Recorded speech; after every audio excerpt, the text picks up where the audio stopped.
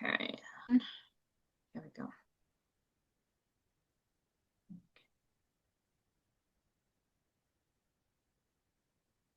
You should see my slides now, right? Yeah, sure, we can see a slide. Thank you.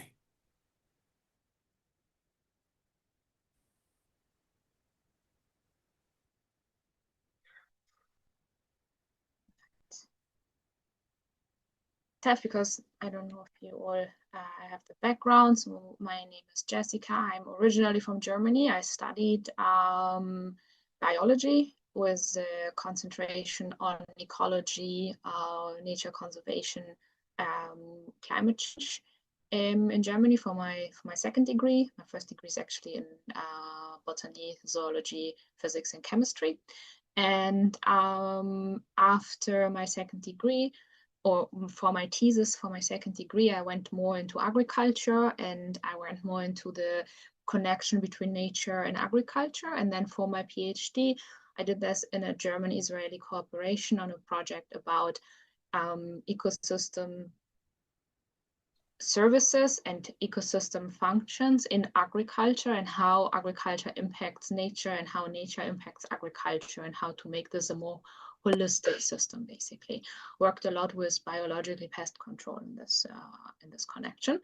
That's also my main field today, biological pest control, and how to use things that we already have in the region, in nature, like biodiversity, to get better results when it comes to biological pest control. The cute girl in the picture is my daughter. She's now much, much bigger. But she holds a bird because I work a lot with birds also in agriculture.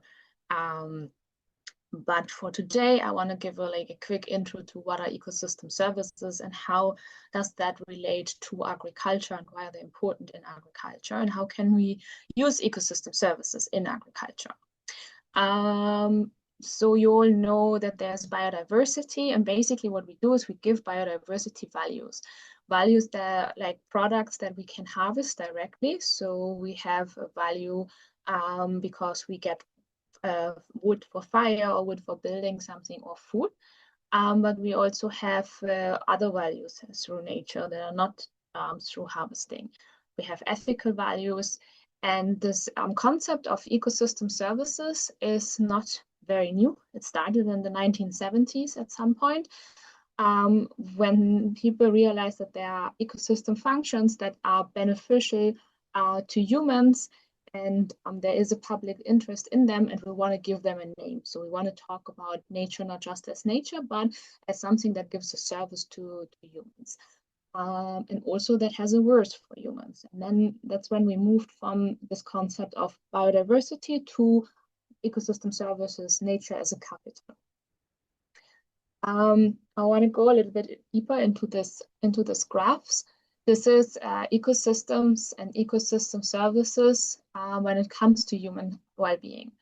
So we are categorizing ecosystem services into four different blocks: supporting services, provisioning services, regulating services, and cultural services. And you probably know all of them. You might not know that they are an ecosystem service. So provisioning is very easy. Anything you get from nature, you get food, you get fresh water, you get wood and fiber, and you get fuel. This is provided to us by nature and by the ecosystem. But then we have also regulating services like climate regulation, regulations of foods, disease regulation, water purification, which are very important and also contribute directly to human well-being. And then we have cultural ecosystem services, like when you go to nature and you enjoy what you see there, or you go to nature and someone gets inspiration and then writes a book or makes a movie about it. Recreation, people that go for safari use ecosystem services because they want to see the animals in the safari, and whoever offers it gets even money for them. So this is all services by nature.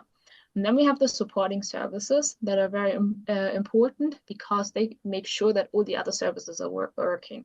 Nutrient cycling, soil formation, all this primary production, all these kind of services that you don't directly get something out of them, but without them, nothing else would be working in the ecosystem.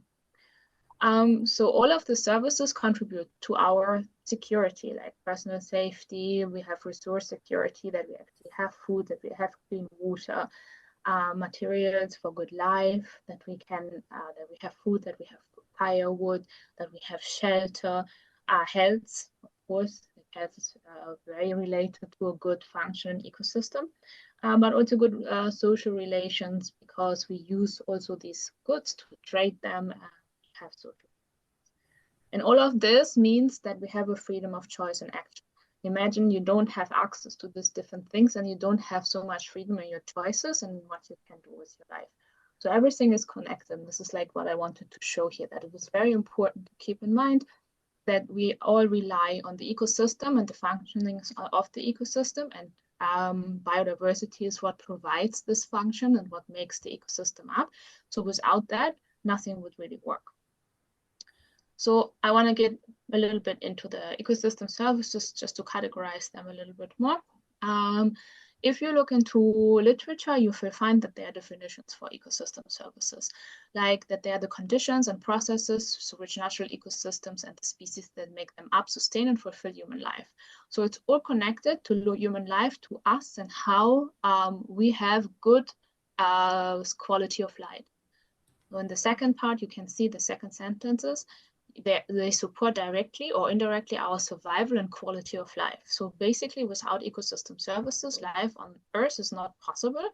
And if they get damaged, and if we lose some of them, our quality of life goes down.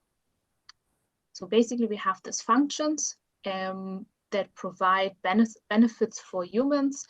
And we have to understand our ecosystems in order to understand what kind of ecosystem services we get out of them and how they impact our human welfare. What is important when you come to talk to policymakers, to politicians, and so on, is to understand that this is this direct link between humans and nature, between human well-being and nature and biodiversity, and how we conserve and protect our nature and biodiversity. So often people look at the economic value of things and the social status and what you can get out of things.